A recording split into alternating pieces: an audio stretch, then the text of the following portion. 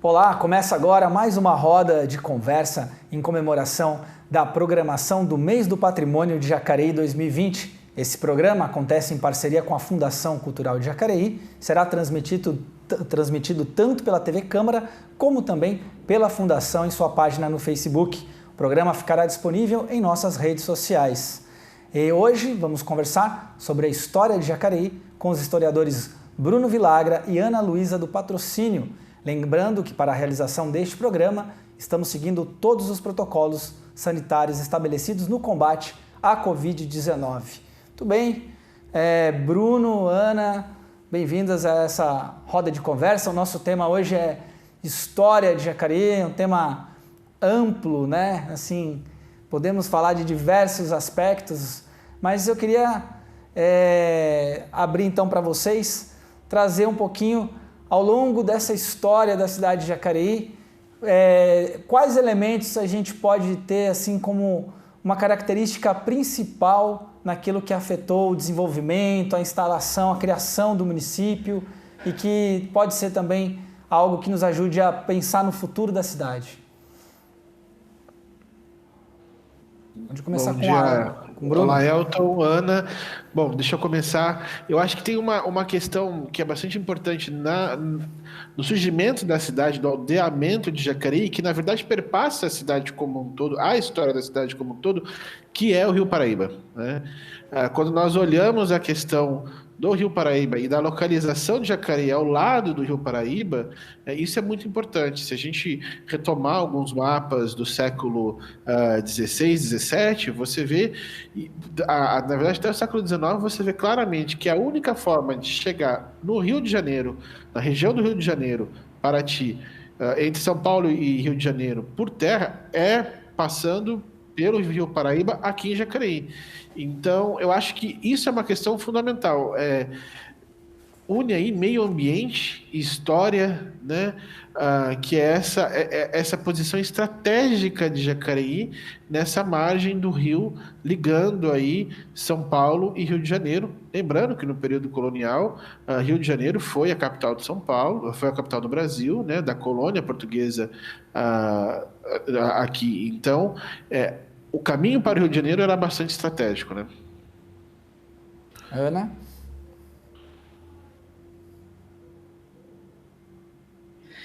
Eu gostaria também, né? Eu gostaria até que o Bruno mostrasse aquele mapa, né, da ligação, porque Jacareí, a posição do Jacareí é tão estratégica na entrada do Vale do Paraíba que se Jacareí não tivesse sido criada como vila, ela teria que ser criada.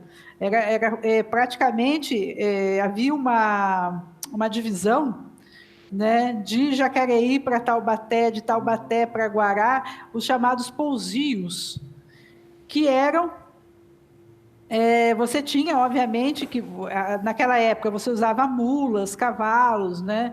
Mesmo você fazia caminhadas também, e aí você tinha que ter pousios onde descansar.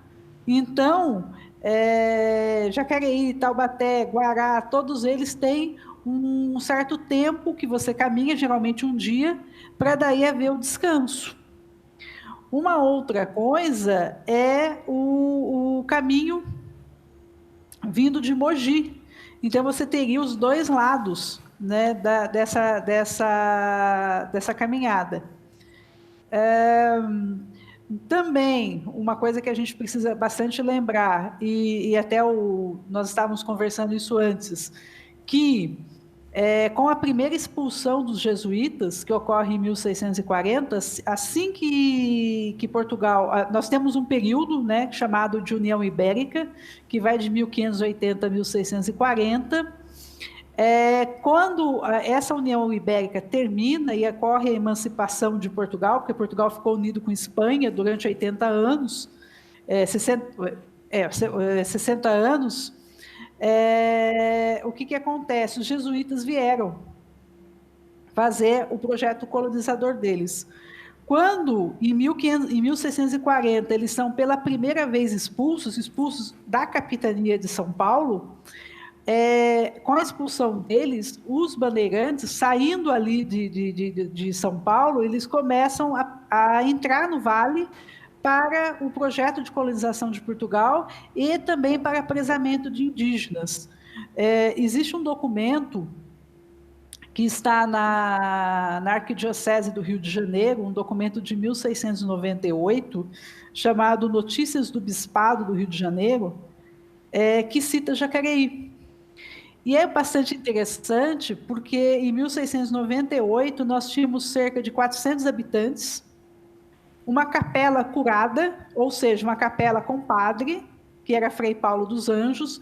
Frei significa que ele é um franciscano, e esses franciscanos acompanhavam os bandeirantes, e entre as muitas irmandades, né, que a gente tem citado nesse documento, e tem a Irmandade Nossa Senhora da Penha, o que sugere uma ligação com São Paulo, né, o bairro de Penha, e a devoção a Nossa Senhora da Penha. Então, o surgimento de Jacareí está ligado dentro da economia da época e dentro de um projeto de Portugal, e não um projeto, por exemplo, que seria um pouco mais particular que os jesuítas. E, Bruno, pode complementar, Bruno. Eu acho que é muito interessante isso, como a Ana Luísa coloca, né? 1640 é o final da União Ibérica, né? Lembrando que com a morte de Dom Sebastião não havia quem subisse ao trono português, então Portugal acaba sendo governado pelo rei de Espanha naquela altura. Ora, a gente sabe que os portugueses já tinham informação de que nessa região do Brasil havia minérios, havia ouro nessa região. Os portugueses sabiam também, veja, que se descobrissem ouro no Brasil durante a União Ibérica, reerguer o reino seria muito difícil. Os espanhóis não iam querer ir embora se descobrissem que também o Brasil tinha ouro, né? Eles já estavam lá na região da América Central hoje, fazendo a extração de minério, ouro, prata, enfim. Né? Descobrir isso aqui também seria mais difícil ainda. Então, é muito interessante. Eu vou mostrar o mapa para vocês. Espero que todo mundo consiga ver, que na verdade, com o processo de formação das vilas dentro do Vale do Paraíba. Aqui, para explicar para vocês, para quem está nos assistindo, aqui nós vemos esse marco é o Rio Paraíba, tá certo? Aqui nós temos São Paulo, o cursor aparece na tela, e aqui nessa região, Paraty, certo? Vamos ver lá, olha lá, os portugueses começam a fazer a entrada por duas frentes, por Paraty, aqui onde as setas estão mostrando, e Mogi, perfeito? E aí, nesse caminho, para chegar até as Índias, até as Minas, aqui na região, aqui vocês veem a região da Serra da Mantiqueira. Vejam lá, 1645, Taubaté, só 5 anos depois do final da União Ibérica. 1653, Jacareí, 2 anos antes, Guaratinguetá, que fica aqui na região de Cachoeira, que nesse mapa está como Cachoeira Grande, mas aqui é Cachoeira Paulista, tá certo? Depois, 1705, Pindamonhangaba, 1767, Jacareí. 1767 São José dos Campos. São José dos Campos. Né? Então, está dentro desse processo de encaminhamento, de chegada lá na região mineradora. Né? Jacareí faz parte desse processo de desenvolvimento do Império Português dentro dessa economia mundo aí do século XVII. Né? Bruno, a gente vê aí, você mostrou no mapa o surgimento dessas cidades no Vale do Paraíba, mas existia aqui uma ocupação anterior de populações indígenas. Essa história indígena de Jacareí, a gente conversou um pouquinho na outra roda de conversa, né, com a Cláudia, um pouco desse aspecto da arqueologia, mas existe algum registro de como era essa ocupação no Vale do Paraíba? Porque a gente fala, foram sendo criadas as cidades, mas já existiam populações aqui que, pelos recursos naturais, a posição geográfica, ocupavam essa região há muito tempo.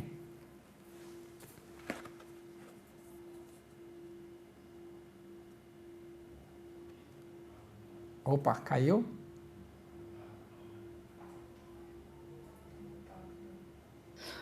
Eu acho que eu não sei. Eu acho que eu não sei se a pergunta é para mim ou se é para o Bruno. Pode ser para os dois. O Bruno está mutado.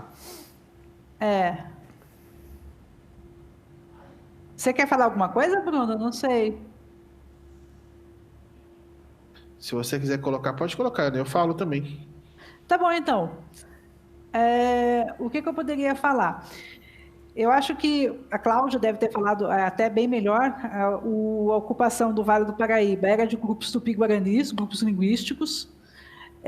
As mais recentes pesquisas, inclusive uma dissertação de mestrado do Marcel Lopes, fala que são os tupinambás que ocupavam aqui a nossa região, inclusive o primeiro sítio, né, que é o Santa Marina, que foi o primeiro sítio a ser descoberto, é ligado à cultura tupinambás. Em alguns inventários aparece um termo que me perdoe a expressão, mas era o termo que se usava na época, né, de negros da terra ou carijós, que eram os termos dos indígenas escravizados. Né? Inclusive, no auto de prisão daquele senhor da Revolta do Sal, aparece, ele tinha 100 escravos da terra, 100 carijós. Ou seja, as pessoas estavam aqui, havia apresamento de indígenas, e eles se tornavam escravizados, e aí tinham que cultivar nos engenhos, os primeiros que surgiram, e outras culturas que aqui no Vale do Paraíba existiam. Lembrando que, a princípio, importar os africanos, né, trazer os africanos, era mais caro aqui para a capitania de São Paulo. Nós não tínhamos dinheiro suficiente para isso. Nós estávamos no começo. Geralmente, o africano ele ia lá para o Nordeste, para os engenhos de lá, que já estavam mais desenvolvidos, a economia e tal. E aqui em São Paulo, por nós sermos ainda mais pobres, nós não utilizávamos os africanos, e sim os que eles chamavam de negros da terra. Só complementando uma informação que o Bruno falou da outra fala dele, Taubaté chegou a ter um posto de fiscalização dos quintos de ouro, que ficou por pouco tempo. Mas existia essa fiscalização, e isso denota o quanto se tinha esse projeto realmente. Bruno? Eu acho assim, a questão dos indígenas em São Paulo, ela é fundamental, na verdade, para nós entendermos a história da formação da capitania, mas também dos bandeirantes. Nós não podemos passar em branco essa questão. Os bandeirantes, eles vieram para fazer o apresamento indígena, né? Para escravizar os negros da terra, como muito bem colocou a Ana Luísa. Basicamente, era isso a função dos bandeirantes, né? Eles faziam as entradas, enfim, as incursões para o interior da capitania, né, a partir do litoral para o interior, atrás de indígena, né? E são vários relatos do século XVI, XVII, XVIII, de como esse sujeito, os bandeirantes, são pessoas bastante truculentas, né? Bastante, assim, violentas nesse processo de apresamento indígena, né? Nós temos o engenho dos Erasmos em Santos, que na verdade é o primeiro engenho do Brasil, fundado em 1530. Né? Lá existe ossada indígena do trabalho, provavelmente trabalhadores compulsórios naquele engenho, se não me engano, são por volta de 20 ossadas de indígenas que estão lá enterrados. Na verdade, como a Ana colocou, né? A primeira mão de obra que existe no Brasil é a mão de obra com todas as aspas do termo, né? O trabalho escravo indígena, né? Que na verdade não acaba vingando, porque o trabalho escravo africano ele é mais caro, mas ele também rende muito mais lucros para Portugal e para todas as pessoas que estavam envolvidas no comércio ultramarino, né?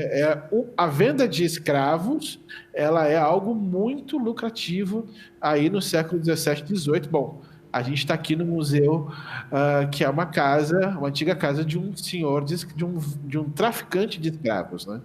É isso. Não sei se eu Não, ótimo. E é interessante você também, quando vocês falam do mapa e falam dessa questão estratégica de Jacareí, a gente percebe também que Jacareí acompanhou, de certa maneira, muitas das ondas da economia, né? A Ana estava conversando comigo, cana-de-açúcar, café, a industrialização do país, por estarmos nessa região tão estratégica, esse elo de ligação entre o interior, o litoral, São Paulo e Rio, isso acabou fazendo com que a cidade também acompanhasse esses movimentos?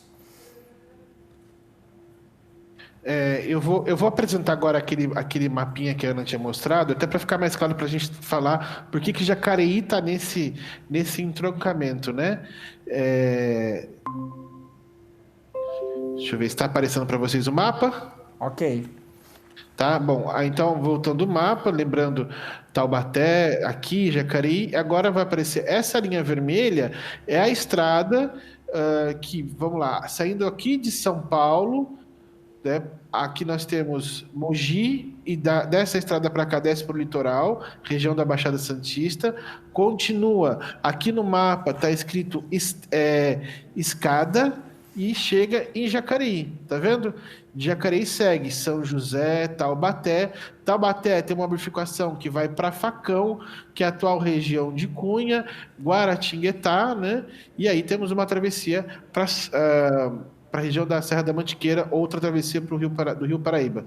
Vejam, né? Bem claro aqui que para chegar a Paraty, que era o caminho velho do ouro, e a direção do Rio de Janeiro, só em Jacareí é possível fazer a transposição, é onde acontece, a gente transpõe o Rio Paraíba. E esses caminhos eram muito seguidos, vejam lá, porque, como nós estamos falando, a região ela é tomada de indígenas, né? Então você precisa, o caminho que tem segurança, né? Como a Ana colocou, em Taubaté teve um posto de fiscalização. Em Cunha é onde depois era cunhado o ouro que vinha das minas, né? Então isso é bastante importante. Agora, eu acho que uma coisa que é muito interessante, que tem a ver com a questão que você colocou, de como Jacareí faz parte desse processo mundial, da economia mundial, há um documento de 1700, agora eu vou puxar aqui a memória, há um documento de 1778, que, se vocês quiserem, é possível até compartilhar, não vou compartilhar com vocês, mas ele está aqui na minha tela, em que o governador da capitania de São Paulo manda para Jacareí, ele diz assim: consta-me que no termo dessa vila há uma fruta chamada urucum, de que se extraem tintas de várias cores e que dessas se tinge algodões e porque será do serviço de Sua Majestade. Então, o que ele está querendo? Ele está querendo, nesse documento, ele pede amostras desse tal de urucum para mandar para Lisboa, para ver se lá é possível fazer do urucum uma tintura para algodão. Agora, veja, como eu disse para vocês, 1778. O que está acontecendo em 1778 na Europa como um todo? A Revolução Industrial, né? E Portugal está dentro desse processo com o Tratado de Panes e Vinhos. Lembrem-se disso. Quer dizer, o que Portugal tem nesse momento? Portugal está tentando também substituir um pouco as importações de tecidos da Inglaterra, não é? Então, para que isso aconteça, o que Portugal precisa fazer? Precisa achar dentro do seu império mercadorias, produtos que substituam essas importações inglesas, no caso, os tecidos. E aí vem, então, para a colônia a ideia de que se transformar, já lá logo com o início da governação do Marquês de Pombal, de deixar a colônia de ser uma produtora só de cana-de-açúcar, mas ela passa a ser um celeiro de alimentos, quer dizer, um celeiro de drogas do sertão, como era chamado, e que a produção de vários outros tipos de produtos que visavam essa substituição de importações das economias das nações, vamos dizer assim, europeias, que não Portugal. Quer dizer, equilibrar a balança econômica entre Portugal e, principalmente, a Inglaterra. Então, vejam lá, quando a gente vê que o governador da capitania está mandando para o Capitão Mor de Jacareí uma amostra desse urucum, o que ele está tentando? Né? Que mecanismo? Onde é que nós estamos inseridos nisso? Nós estamos inseridos no processo de revolução industrial. Né? Então, é muito interessante a gente pensar a história da cidade nesse contexto mais ampliado, né? Da história mundial.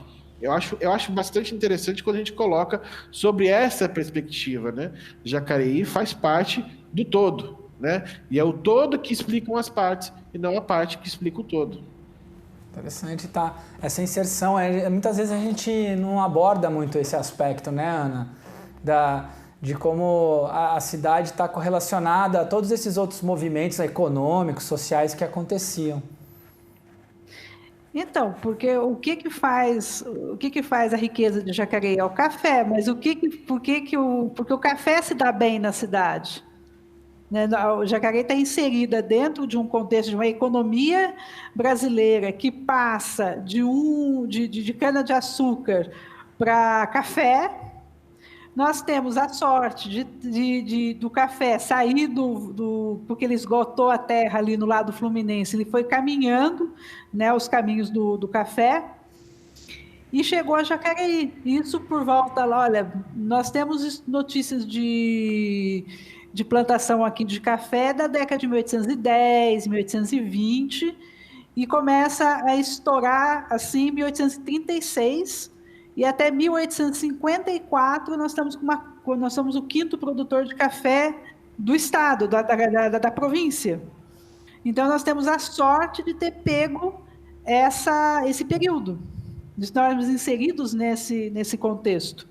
E é esse café, como eu até coloco isso na minha dissertação, que vai comprar os luxos e vai fazer de determinadas pessoas barões. Ou algum outro título que a pessoa, principalmente título da Guarda Nacional. E aí, só colocando um pouco, já que o Bruno comentou do Gomes Leitão, o que faz a riqueza dele? Em 1831, como consequência de um tratado que nós celebramos com a Inglaterra, porque a Inglaterra reconhece a nossa independência, em 1822, em troca, a Inglaterra pede a cessação do tráfico dos africanos. E essa lei é assinada em 1831, só que ela tem um problema, ela é assinada durante a regência imperial. E o que acontece? O governo federal não tem, o governo imperial, né, o governo do Rio de Janeiro, a corte, ela não tem força para que esse tratado seja cumprido. Porém, era proibido, por lei, que importar os africanos. Porém, o que acontecia? Pessoas como o Gomes Leitão, como o Barão de Santa Branca, o primeiro Barão de Santa Branca, eles importavam, negociavam. Há controvérsia se o Gomes Leitão trazia o navio diretamente da África ou não, mas de qualquer forma, se driblava o porto do Rio de Janeiro, subia por São Sebastião, deixava os africanos em Paraibuna, e de Paraibuna subia para Jacareí, onde era negociado, ou era negociado mesmo em Paraibuna. Há vários relatos. Só o Gomes Leitão tinha 4 fazendas em Paraibuna. E ele fala, em um determinado momento, tem um documento dele que fala, olha, desculpe, eu não posso ficar como subdelegado aqui em Jacareí, porque eu tenho 4 fazendas para cuidar em Paraibuna. Então, assim, por aí a gente percebe. E no Arquivo do Estado tem um documento dele e do Barão de Santa Branca, em que eles meio que processam uma pessoa que os denuncia como traficantes. Isso já em 1854, quando já tinha terminado, já tinha a lei Eusébio de Queiroz, que é de 1850. Por coincidência, quando você olha os maços populacionais de Jacareí de 1835, 4 anos depois da lei que proíbe o tráfico, né? A lei é de 1831, em 1835, ele é uma pessoa de 30 anos, já casado, com 5 filhos, e tem uma renda ali de 2 contos de réis. Assim, ele só tinha, acho que, uns 8 escravos, mais ou menos, 8 escravizados, mais ou menos. Isso em 1835. Se você pega o inventário dele, é assim, é uma coisa como se fosse 1000% de aumento de patrimônio. E pouquíssimo, acho que em 1850 ele já estava mais ou menos com o patrimônio. Da onde surgiu? Isso é uma coisa muito interessante. Está dentro, porque o que vários historiadores falam, acho que a Emília Viotti da Costa comenta isso, que com o café vinha a escravidão, pela natureza exatamente, natureza da atividade. E justamente quando veio o café e Jacareí se torna, em 1836, a 5ª produtora de café do Vale, da província, por coincidência, a fortuna dele dispara. Coincidência? Não. Por trás, acho que é o Brecht, né, que fala que por trás de toda a fortuna existe um crime. Gente, né, eu acho que está muito claro isso. A gente está aqui na antiga residência, não residência, mas o palácio, o palacete que ele utilizava como lugar de comércio, né? Isso aqui foi construído com o dinheiro que ele arrecada com o tráfico de escravos, né? O tráfico ou a venda de escravos, tanto faz se ele vai lá em África buscar ou se ele negocia eles aqui já quando estão em São Sebastião, que é do lado de Jacareí. Lembrando que Paraibuna naquela altura era Jacareí, né? Então, assim, eu acho que isso é uma questão que nós, historiadores, temos que olhar de uma forma muito crítica para a nossa história. A história dessa cidade, e veja, o Solar Gomes Leitão, ele está onde? Quando eu mostro aquele caminho, ele está na beira daquele caminho. Né? Passou o rio, é o Solar Gomes Leitão. E a gente não pode esquecer que o Gomes Leitão está também, a família, no processo que é a mudança do curso do Rio Paraíba. A nossa cidade ainda vive a estrutura, a malha pensada por um escravocrata, né? Quer dizer, a importância que ele tem, né? A gente brinca, se o Gomes Leitão tivesse vivo hoje, ele ia ter o WhatsApp do Dória, entende? Na colônia. Até derrubou, até caiu Você está falando do Gomes Leitão aí no solar, Bruno? Caiu até a conexão. Ele não está feliz, mas é isso. A fortuna dele veio da venda de africanos, né? Venda de pessoas apeadas compulsoriamente à África e escravizados aqui, que passaram os horrores da escravidão aqui na região do Vale do Paraíba, pelas mãos desse homem que fez fortuna. Não é só mentira que o café traz, né? Que o café vem, a escravidão vem junto com o café, que a família do Gomes Leitão, quando vai terminando aqui, vai cessando a lavoura cafeeira em Jacareí, na região do Vale do Paraíba, eles vão para onde? Eles estão lá na região de Ribeirão Preto, que é para onde também segue a lavoura. Então, veja, né? A gente cria essa ideia de que Jacareí é a grande produtora de café. Não era tão grande assim, era a 5ª do Vale. O que mandava aqui, o que trazia dinheiro era a venda de escravos. A gente precisa entender isso, né? É uma cidade construída por traficantes de escravos. E isso é importante a gente entender, não só porque nós temos uma dívida com esse passado escravocrata das pessoas que são descendentes desses escravos diretos, mas é preciso a gente ter ideia de que a África fica mais de 400 anos presa nesse processo de venda de pessoas apeadas, de pessoas feitas cativos em África, e que vende isso não só para o Império Português, mas para o Império Espanhol, para os ingleses durante muito tempo, e que isso proíbe que, né, não faz com que a África se desenvolva, os seus mecanismos internos de desenvolvimento não tem força para superar isso.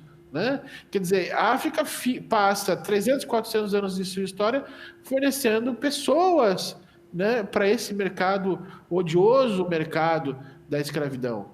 Não é? E aí, quando a escravidão finalmente chega ao fim, né, pela intervenção da Inglaterra, que não tem nada de humanitário nisso, mas tem esse interesse econômico, né? Quando a mão de obra escrava não passa a ser tão interessante assim para a indústria, porque era muito caro ter escravo, então é mais fácil você ter trabalhador, você pode mandar embora e não tem a ligação de propriedade que tinha com o escravo, não é? Quando aí a África se vê livre disso, aí você tem então o neocolonialismo. Né? Eu tô fazendo essa digressão aqui para dizer assim, gente, a África ela é hoje o continente do problema humanitário, porque por conta dessas questões que foram engendradas, que têm raízes lá no começo da colonização brasileira, nesse novo método de escravização, que é dentro dos moldes capitalistas e mercantilistas. Né? Acho que a discussão sobre a questão do quão grave foi a escravidão na história, não só de Jacareí, mas na história do país, na história do mundo. Né? A África, infelizmente, ainda hoje vive esse problema, vive a questão não da escravidão, mas vive esse resto, né? Essa questão deles terem ficado presos numa dinâmica, uma dinâmica que é externa, sem conseguir desenvolver uma dinâmica interna deles. Né? Ana, quer complementar alguma coisa? Vale lembrar também que, como o Bruno bem comentou, eu só vou reafirmar que dentro da Revolução Industrial, que daí nós vamos ter o capitalismo, você tem que criar mercado consumidor. E escravo não tem salário, escravo não consome. Então não é mais interessante. Há uma outra coisa que isso eu ouvi desde criança, que as pessoas falavam, fulano de tal deu liberdade para o seu escravo, ou alguma coisa assim. E tem gente até hoje que acha, né, que era uma coisa boa quando o senhor, o dono, né, do escravizado, ou o pretenso dono, né, ele dava liberdade, que seria, entre aspas, uma coisa boa. Como nos documentos você não sabe por que a liberdade foi dada, uma das possibilidades, que inclusive tem na legislação, que existia uma legislação própria para o elemento servil, como era chamado na época, que você proibia de dar liberdade a um escravo doente. Por que você proibia? Porque o que geralmente os senhores faziam, né, os donos? Eles, quando o escravo estava doente ou acontecia alguma coisa, um acidente, alguma coisa que ele não poderia mais trabalhar, ele dava liberdade. Só que ele dava liberdade e a pessoa, bom, e agora? Eu só sei fazer isso, eu só sei colher café, eu só sei ser carregador, eu só sei... No mundo onde o trabalho físico era um trabalho muito importante e a pessoa não sabia fazer outra coisa, a hora que ele dava liberdade, em vez de amparar, ele colocava a pessoa numa situação bastante complicada. E assim, as pessoas... Eu falo isso porque eu ouço muito desde criança. fulano de tal deu liberdade, o meu trisavô, o meu bisavô, dependendo da época, né, deu a liberdade para o escravo, porque isso, porque aquilo. E a gente vê na documentação, às vezes escravos com 25, 30 anos, mas eles não falam o motivo. Alguns provavelmente fizeram a chamada, juntaram o dinheiro e compraram a liberdade. Tem esses casos, obviamente. Mas outros não. Outros é uma questão de que, não serve mais para trabalhar, aconteceu alguma coisa, eu dou liberdade. É uma questão que a gente vê muito na documentação.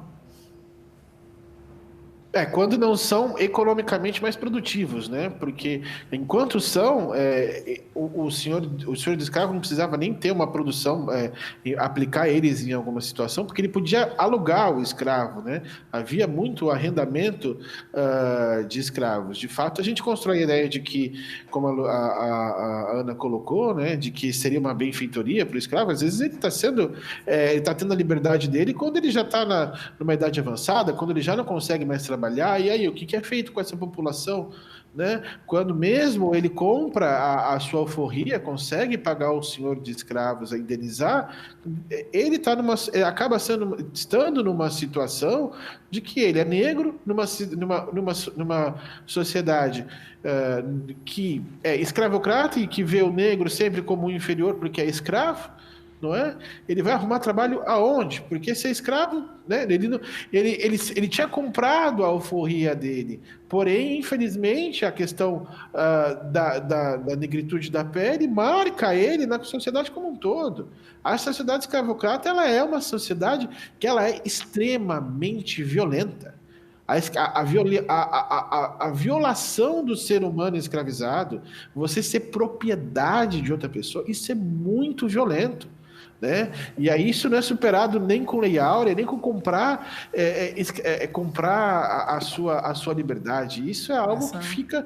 Né? Essa herança tá aí até hoje, né, Bruno? Na sociedade brasileira não tem como a gente não dissociar isso do que a gente vive no Brasil atual. Eu queria falar de 3 elementos que vocês falaram da importância do Rio Paraíba, mas a gente tem outros 2 elementos aí de ligação que também são parte importante da história de Jacareí, de pensar os processos todos que aconteceram na cidade, que é a linha do trem e depois a rodovia Presidente Dutra. Eu queria que, para a gente vir um pouco adiantar no tempo aí, na história, a participação desses 2 outros elementos aí, esses elos de ligação e como isso afetaram a história do município.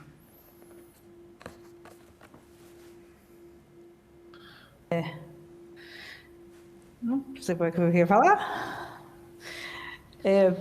Bom, acontece que a linha férrea, ela tem, como tudo, né, ela tem os 2 lados dela.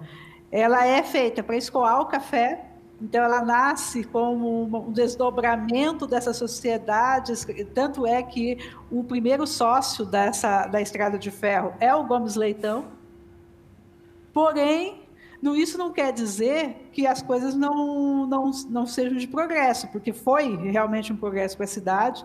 Inclusive, é um assunto pouco estudado, mas as linhas férreas também foram usadas para tirar escravizados de uma região para outra, que estava já dando liberdade. Nós temos um processo no arquivo de um escravo que foi colocado na linha férrea e mandado lá para o Oeste Paulista, para outras regiões de São Paulo, mas a linha férrea, a nossa estação, essa atual estação nossa é de 25, ela está fazendo 95 anos esse ano, é bom lembrar disso, é um marco nosso, né? Essa estação é a de 25, nós temos uma estação menor, que foi inaugurada em 4 de julho de 1876, com cartazes, né, do Correio Paulistano. Inclusive, no começo, você tinha um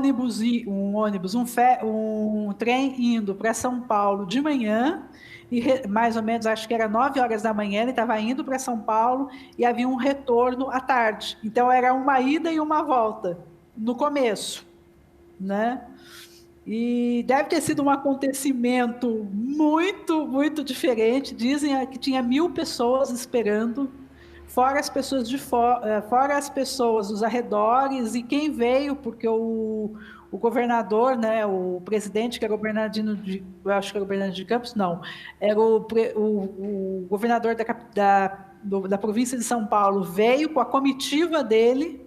Então, as 1000 pessoas, mais a comitiva e mais as pessoas que estavam ao redor, para ver esse acontecimento. É uma pena que não há uma fotografia disso, né? Alguma coisa, alguma imagem, alguma coisa. E o que aconteceu em torno da ferrovia? Como ela era uma ligação com São Paulo, era uma ligação com o Rio, porque progressivamente a linha, né, foi Jacareí, São José, Caçapava, Taubaté, sempre seguindo a linha original, né, desde a época da colonização. Nós estamos mais ou menos seguindo a mesma toada. E aí o que acontece? Com a ligação, principalmente com São Paulo, a princípio, e depois com o Rio, mas principalmente com São Paulo, começou-se a se trazer produtos de São Paulo. Por exemplo, a José Paulino, a Rua José Paulino, que é até hoje uma rua principal ali de comércio de tecidos, de várias coisas, é um comércio bem diversificado.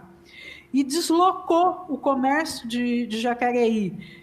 E também a ocupação, que era muito próximo do Rio, muito em torno ali aqui da Matriz, ela foi se deslocando para perto, para o entorno da estação ferroviária.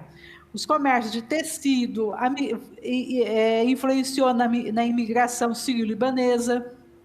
Eles vieram, e aí o que eles iam? Eles iam a São Paulo, pegavam as mercadorias via trem, e trazia, e comerciava, e aí levava para vários lugares.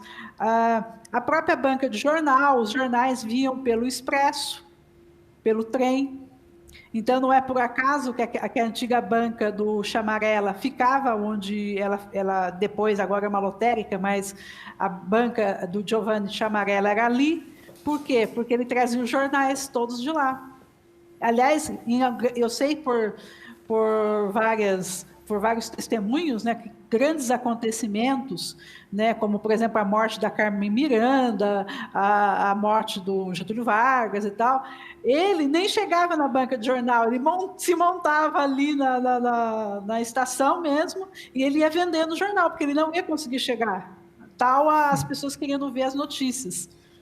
Quando a ligação com o Rio de Janeiro se completou, e aí em 1905 nós vamos ter a implementação da bitola larga, ou bitola britânica, ou bitola métrica, que vai ligar todo o complexo ferroviário, São Paulo, Rio, certinho, aí várias pessoas, várias personalidades vão passar por Jacareí, porque Jacareí é o caminho. Presidentes, artistas e assim por diante. Então, você tem um deslocamento, que depois ainda vai deslocar-se um pouquinho mais quando a Dutra vai ser inaugurada em 50. Aí também vai deslocar mais para o lado seguindo o caminho para São José. Acrescentando, eu acho muito interessante que a minha especialidade na história não é a história de Jacareí, eu adoro ouvir a Ana falar. Lembrando também que é nessa altura do trem que os famosos biscoitos de Jacareí ficam famosos. Se espalham. Eu tô aqui no museu, tô olhando para a lata deles aqui na exposição. Eles ficam famosos por conta do trem, né? Eu tenho o marido da minha orientadora em São Paulo, o João Ferlini, quando ele descobriu que era de Jacareí, ele falou, eu quero os biscoitos, eu tive que correr atrás aqui, porque é uma coisa que está no imaginário das pessoas, no país como um todo, os biscoitos daqui, né? Isso é bastante interessante, acho que, de novo, lembrando, né, é o Gomes Leitão que traz a linha do trem, mas ela é fundamental para o desenvolvimento da cidade. Quando a Ana Luísa fala em 1.000 pessoas para ver o trem chegar, provavelmente era a cidade inteira. 1.000 pessoas naquele período era muita gente mesmo, né? Agora, eu acho que a Ana traz muito bem a questão da linha férrea, a questão da Dutra, ela também passa, né, na verdade, por esse momento da industrialização do Brasil, né? Por um projeto de industrialização que o Vale do Paraíba teve na frente também disso durante muito tempo, né? Nós podemos crescer que ao longo da Via Dutra estavam instaladas, ainda está, né, a GM em São José dos Campos, a Ford, né? Nós tínhamos um parque industrial, Philips, várias Kodak,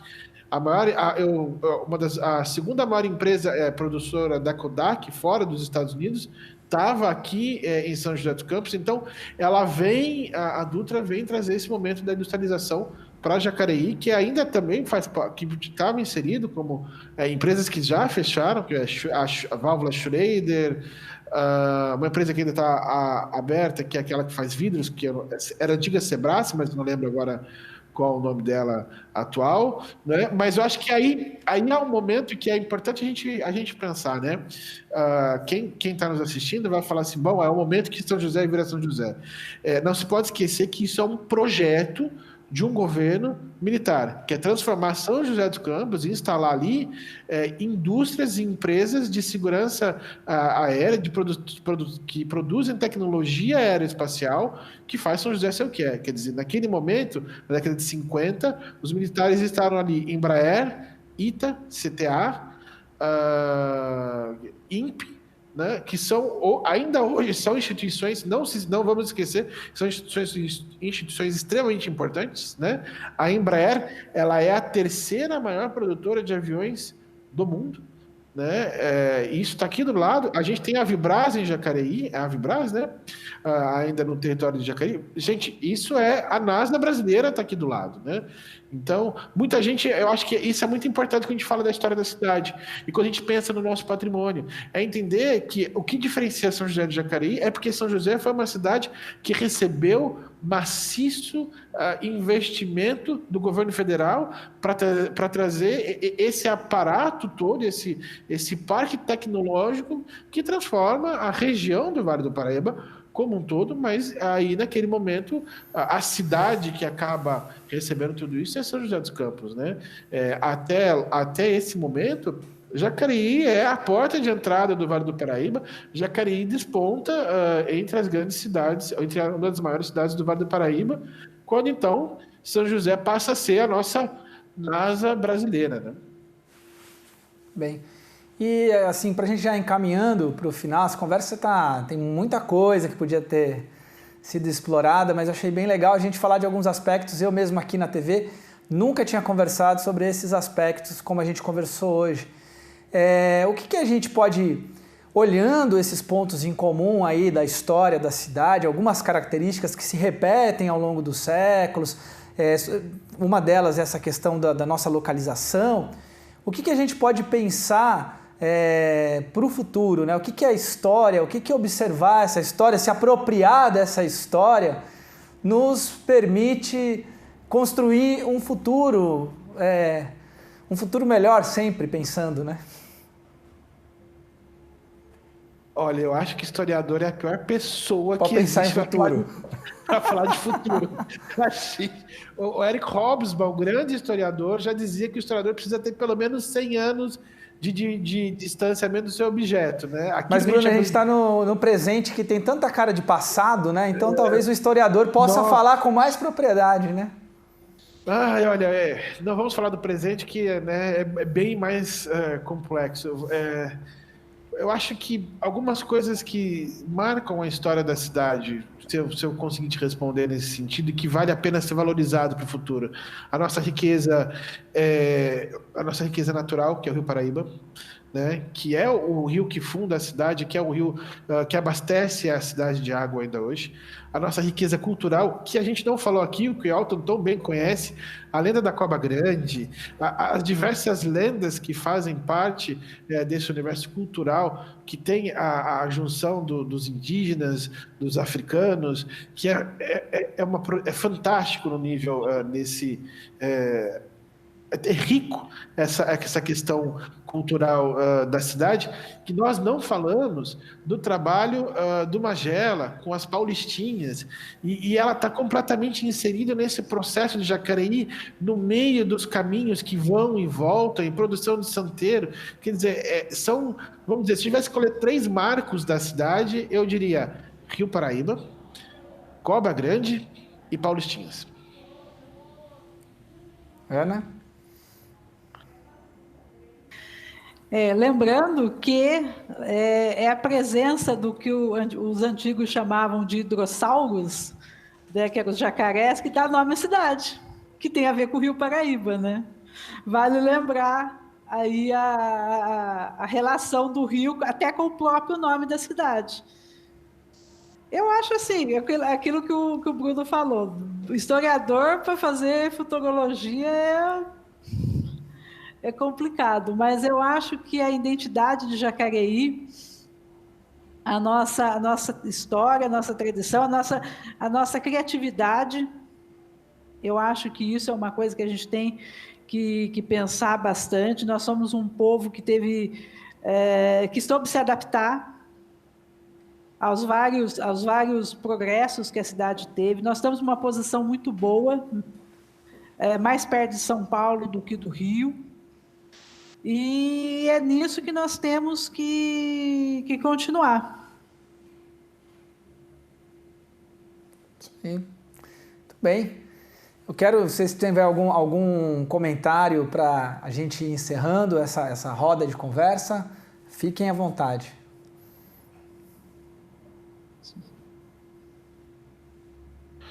Bom, primeiro agradecer o convite, é muito legal quando a gente pode conversar um pouco sobre a história da cidade. Eu aprendo muito, como eu disse, a minha especialização, ela não é na história de Jacareí, mas eu acho que é uma história, ela é muito, muito rica, né? Nós temos muita coisa para falar sobre a história, muitas questões culturais, de como é muito rico a história, é muito rica a história da cidade, sobretudo quando a gente consegue olhar na perspectiva maior, mais ampla, né? Indo além de Jacareí, entendendo que ela está, né, dentro dessas dinâmicas mundiais, né? Não só em uma questão regional. Acho muito interessante e agradeço novamente o convite, né? Foi muito, muito bom esse bate-papo. Muito obrigado, Elton.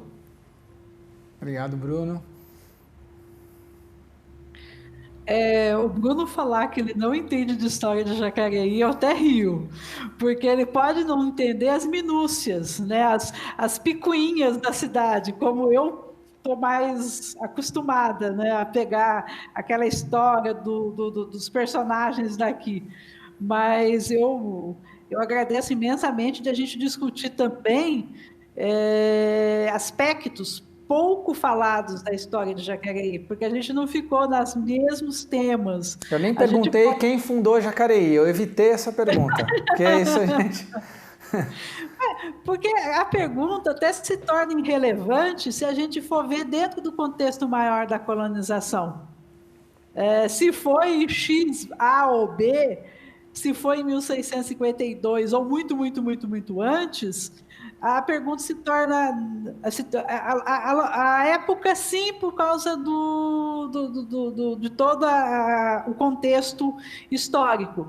Mas se foi a X, Y, Z, isso aí, se a gente descobrir, com certeza ficaremos felizes. Se não, para nós, o importante é explicar o nascimento da cidade, sua elevação à vila, sua elevação à cidade.